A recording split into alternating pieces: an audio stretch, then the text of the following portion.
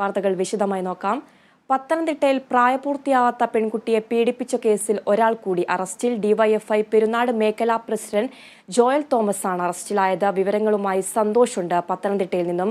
സന്തോഷ്, പ്രായപൂർത്തിയാവാത്ത പെൺകുട്ടിയെ പീഡിപ്പിച്ച കേസിൽ ഒരാൾ കൂടി അറസ്റ്റിലായിരിക്കുകയാണ്.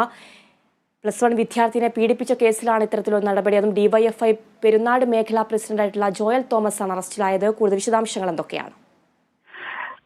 അതിര കഴിഞ്ഞ ദിവസമാണ് ഇത്തരത്തിലുള്ള ഒരു പരാതി പത്തനംതിട്ട രജിസ്റ്റർ ചെയ്തത്. ഏതാണ്ട് +1 വിദ്യാർത്ഥിനിയെ പീഡിപ്പിച്ച കേസിൽ 18 പേരോളം പ്രതികളാണെന്ന് പോലീസ് പറഞ്ഞിരുന്നു. ചൈൽഡ് വെൽഫെയർ കമ്മിറ്റി നൽകിയ വിവരത്തിന്റെ അടിസ്ഥാനത്തിലാണ് പോലീസ് കേസെടുത്തത്. എസ് പിയുടെ നേതൃത്വത്തിലാണ് വിശദമായ അന്വേഷണം തുടങ്ങിയത്.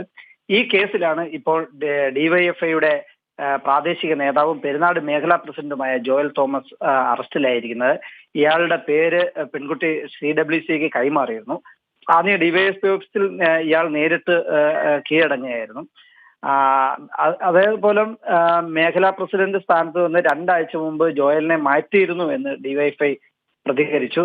എന്തായാലും നാടിനെ ഞെട്ടിക്കുന്ന ഒരു കേസായി ആണ് ഇത് കഴിഞ്ഞ ദിവസങ്ങളിൽ വാർത്തയിൽ വന്നത്. സ്കൂളിൽ പോകാൻ മടി കാണിച്ച പെൺകുട്ടിയെ ചൈൽഡ് വെൽഫെയർ കമ്മിറ്റി കൗൺസിലിംഗിൽ വിധേയമാക്കിയപ്പോഴാണ് ഈ കേസിനാസ്പദമായ വിവരങ്ങൾ പുറത്തു വന്നത്. 2022 ജൂണിലാണ് കേസിനാസ്പദമായ സംഭവങ്ങൾക്ക് തുടക്കം കുറിച്ചത്. ഇൻസ്റ്റാഗ്രാം വഴി സാമൂഹിക മാധ്യമങ്ങൾ വഴിയാണ് ഈ 16-കാരിയുമായി ഇവർ സൗഹൃദം സ്ഥാപിക്കുകയും അതോടൊപ്പം തന്നെ പീഡനത്തിന് ഇരയാക്കുകയും ചെയ്തെന്നുള്ള വിവരങ്ങളാണ്. എന്തായാലും 4 പേർ, ജോയൽ തോമസ് അടക്കം 4 പ്രതികൾ ഇപ്പോ പോലീസ് അറസ്റ്റ് രേഖപ്പെടുത്തിയിട്ടുണ്ട്. അതിന് സന്തോഷ്, ഇന്നലെ 3 പേർ അറസ്റ്റിലായിരുന്നു. ഇന്ന് ഒരാൾ കൂടി അറസ്റ്റിലായിട്ടുണ്ട്. ഇനി എത്ര പേരാണ് അറസ്റ്റിലാവാനുള്ളത്? അത് സംബന്ധിച്ചുള്ള കൂടുതൽ വിശദാംശങ്ങൾ എന്തൊക്കെയാണ്? അതിന് ഇന്നലെ 3 പേരെ അറസ്റ്റ് ചെയ്തിരുന്നു. ജോയൽ തോമസിനെ വളരെ വൈകിയും പോലീസ് ചോദ്യം ചെയ്തിരുന്നു.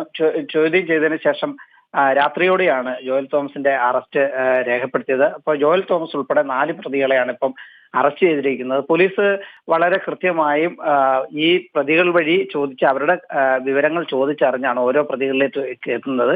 നേരത്തെ ഒരു സൂചന ലഭിച്ചിരുന്നു, 18 പ്രതികളോളം ഈ കേസിലുണ്ട് എന്നുള്ള സൂചന ലഭിച്ചിരുന്നു.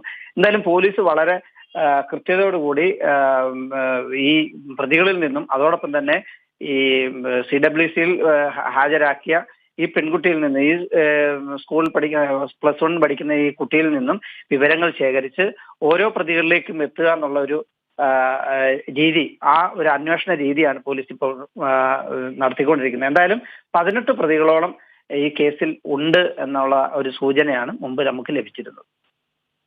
ശരി, സന്തോഷാണ് പത്തനംതിട്ടയിൽ നിന്നും വാർത്തയുടെ കൂടുതൽ വിവരങ്ങൾ നൽകിയത്.